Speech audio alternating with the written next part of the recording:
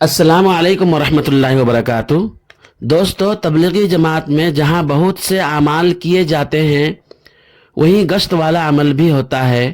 کچھ لوگ کہتے ہیں کہ گشت نبیوں والا عمل ہے۔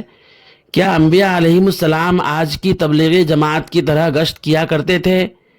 اس کی کیا حقیقت ہے؟ آئیے ہم دیکھتے ہیں دارالعلوم دیوبند کے فتوے سے۔ دارالعلوم دیوبند کے فتوے سے پہلے ہم علامہ یوسف بن نور اٹاون کراچی کا فتویٰ دیکھتے ہیں۔ چنانچہ سائل کا سوال ہے، تبلیغی حضرات بدھ کے دن گشت کرتے ہیں اور مسجد میں جن اعمال کو صحابہ کرام رضی اللہ تعالی علیہم اجمعین اور حضرت محمد صلی اللہ علیہ وسلم کے ساتھ خاص کرتے ہیں، تو شریعت میں ان کی کیا حقیقت ہے؟ ذرا تفصیل سے سمجھائیں، کیونکہ ہم نے تو آج تک نہ اپنے استادوں سے سنا ہے اور نہ کہیں کسی کتاب کے مطالعے میں پڑھا ہے کہ صحابہ کرام رضی اللہ تعالی علیہ مجمعین کا معمول بعین ہی ایسا تھا جیسا کہ تبلیغ والے ان کی طرف راجع کرتے ہیں۔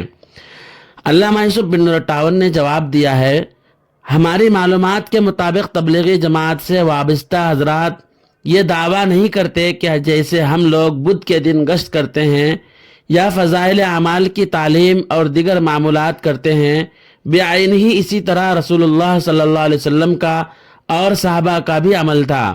اگر کوئی شخص اس طرح کا دعویٰ کرتا ہے تو یہ درست نہیں، اور اس کی نسبت اکابر و ذمہ داران تبلیغ کی طرف کرنا بھی درست نہیں ہے۔ البتہ ایک دوسرے کو نیکی کا کہنا اور برائی سے منع کرنا، مساجد میں ذکر اور دین کا علم سیکھنے اور سکھانے کے حلقے قائم کرنا، اور امت کی ہدایت اور انہیں دعوت دینے کے لیے بازاروں میں جا کر دعوت دینا، گھروں سے نکل کر اس کی کوشش کرنا وغیرہ اعمال رسول اللہ صلی اللہ علیہ وسلم اور صحابہ کرام رضی اللہ عنہم کی سیرت سے ثابت ہیں، اور تبلیغ والے بھی اسی حد تک اس کی نسبت رسول اللہ صلی اللہ علیہ وسلم اور صحابہ کرام رضی اللہ عنہم کی طرف کرتے ہیں، فقط واللہ تعالی عالم۔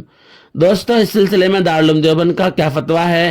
چنانچہ کسی سائل نے سوال کیا ہے، میں نے تبلیغی جماعت کی نشست آداب گشت میں چند مرتبہ شرکت کی، مجھے ان کی تقریر میں کچھ مختلف چیزیں لگیں، یعنی عمومی گشت مختلف تقاریر سے جو کہ آداب گشت کے بارے میں ہیں۔ میری آپ سے درخواست ہے کہ آپ درج ذیل سوالات کے بارے میں قرآن، حدیث اور دوسری اسلامی مستند کتابوں کے حوالے سے روشنی ڈالیں۔ نمبر 1، گشت کیا ہے؟ نمبر 1، کیا ہر مسلمان؟ نمبر 2، کیا ہر مسلمان کو گشت میں جانا فرض ہے؟ نمبر 3، گشت کرنے کے کیا فائدے ہیں؟ نمبر 4، گشت کرنے کے لیے کتنے لوگ ہونے چاہیے؟ نمبر 5، گشت کرنے کے وقت کن اصولوں کو پیش نظر رکھنا چاہیے؟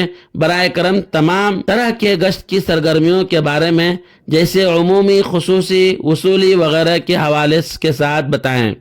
مجھے قوی امید ہے کہ آپ کا جواب پوری دنیا میں بہت سارے داعی حضرات کی حد میں رہ کر تبلیغ کرنے کی حد کو پار کیے بغیر مدد کریں گے۔ دارالعلوم دیوبند کے مفتیان کرام نے جواب دیا ہے، بسم اللہ الرحمن الرحیم، جماعت تبلیغ کے اصول و ضوابط کے تحت کچھ مسلمانوں کا مل جل کر حکمت کے ساتھ دین کی دعوت دینے کی خاطر جانا، چلنا، ملاقات کرنا گشت کہلاتا ہے۔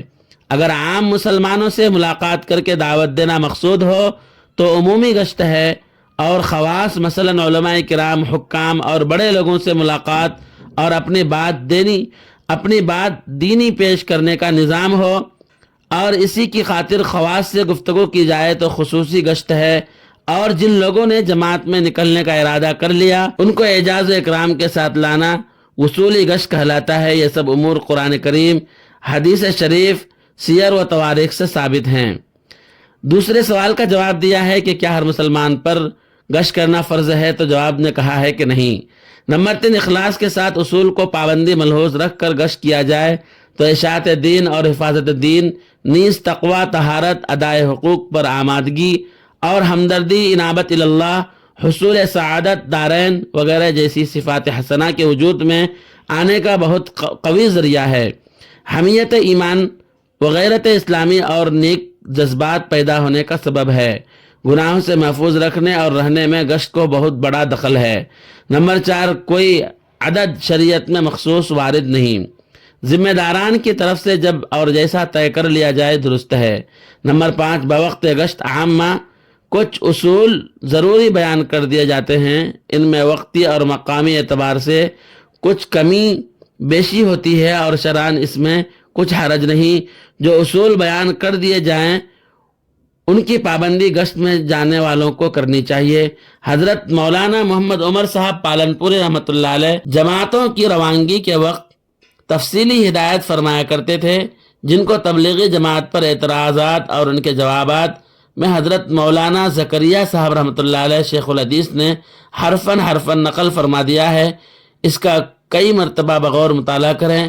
یہ کتاب بنگلہ دیش کے کتب خانوں میں عام متن دستیاب ہے۔ جو اشکال رہے اس کو لکھیں۔ واللہ تعالی عالم۔ دارالفتہ دارالعلوم دیوبند۔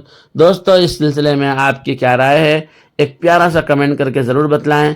اگر ابھی تک اس چینل کو آپ نے سبسکرائب نہیں کیا ہے تو اسی طرح کی اہم ویڈیو پانے کے لیے چینل ضرور سبسکرائب کریں۔ پھر ملتے ہیں جلد ہی کسی نئی ویڈیو کے ساتھ۔ السلام علیکم ورحمۃ اللہ وبرکاتہ۔